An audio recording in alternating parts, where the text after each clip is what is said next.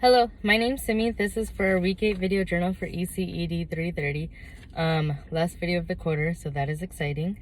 This is my paper filled with notes on both sides, so if you see me looking down quite often, hopefully it's not too bad. I'll try to make sure I make eye contact with the camera and move forward from there.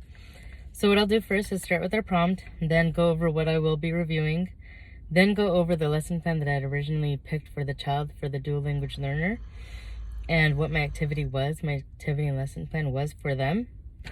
And then what I'll do is I'll answer the prompt and go over why or why not I think the lesson plan was not appropriate or was appropriate for the child. Okay, so first part of the prompt is, we developed and delivered a learning experience to the support for a dual language learner and you selected for your culturally, linguistically responsive practices plan. So that's also known as our CLRPP. This video must describe and reflect the process of developing and implementing the plan. So here I will start reflecting the plan of what I had originally picked. The objective of the lesson plan is students will be able to demonstrate reading comprehension and letter knowledge through the completion of a variety of activities.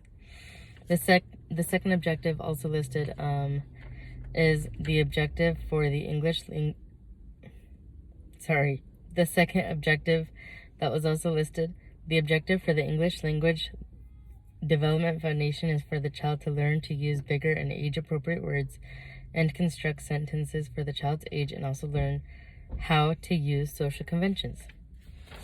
Now I'll go forward with the step-by-step description of what was expected for the lesson plan that was chosen.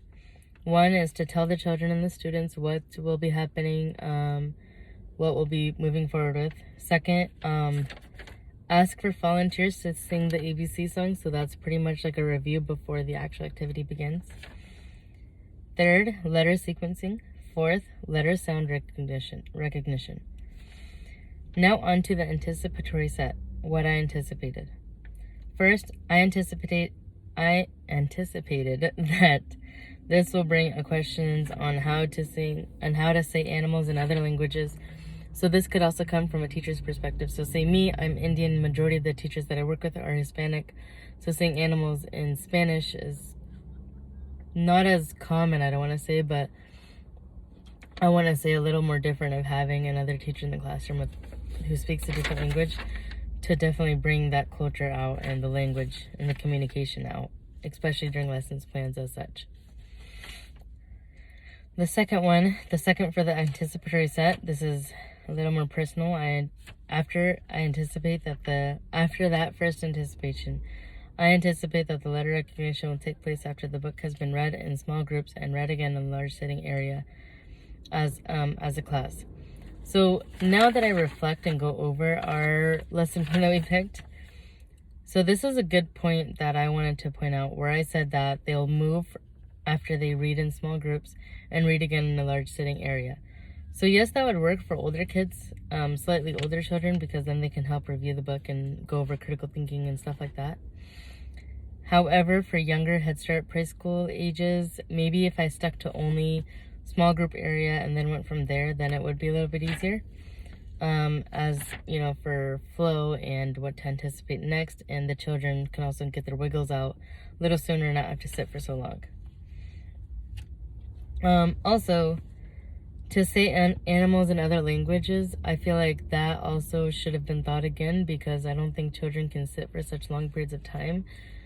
I should have thought both of those parts out, so I don't know. Now that I reflect on it, I feel like I should have come up with a much more of a creative plan.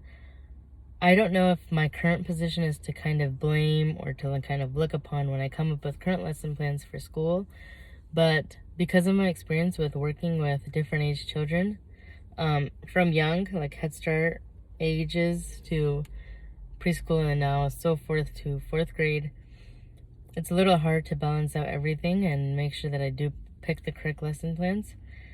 Also working with middle school, high school, so it's just making sure that whatever lesson plan I pick and whatever activity I pick, it's appropriate for the class. So those are a few of the changes that I would definitely have and approach and make sure that moves forward. Reading comprehension and stuff like that, which is great. However, the part where it says for the objective,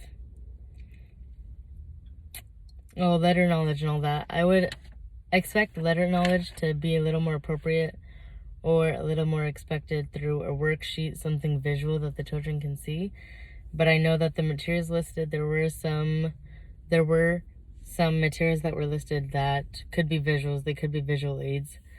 So even though the lesson plan I picked was good, it was from a lesson plan site, what I anticipated that would take place after the lesson plan was completed did not go as planned. So I think I would have to make changes. I definitely would have to make changes overall of developing and implementing the plan. Next time, if I were to have to do this again with children, if I had to work on this lesson plan and activity with children again, I would have to definitely go over.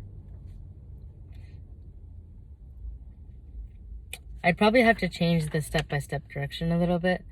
I feel like, the step-by-step direction, yes, and the objective. A little bit of the objective. Instead of the children moving from large group areas to smaller group areas, vice versa, the step-by-step direction, making sure that there's a little more vocalness to it. The students get to read out loud more and get a little more of the wiggles out, so a little more movement involved. And then I feel like, yes, the lesson plan would definitely be a little more successful, but I feel like this time around, now that I reflect on it, I would think that I definitely do need some changes. So I'd have to go over this again and probably make a few tweaks to it and make sure that's a little more appropriate next time. Alrighty, I am so sorry. It's been about a little over 7 minutes. I apologize again. I was trying to make sure I had all of my notes from the prompt to all of the steps that we've now covered. So hopefully this went over it. I think now that I reflect on it, it's giving me more of a brighter look on it, a better look on what to implement next time. Alrighty, so I apologize again for the long video. Thank you so much for watching. Bye.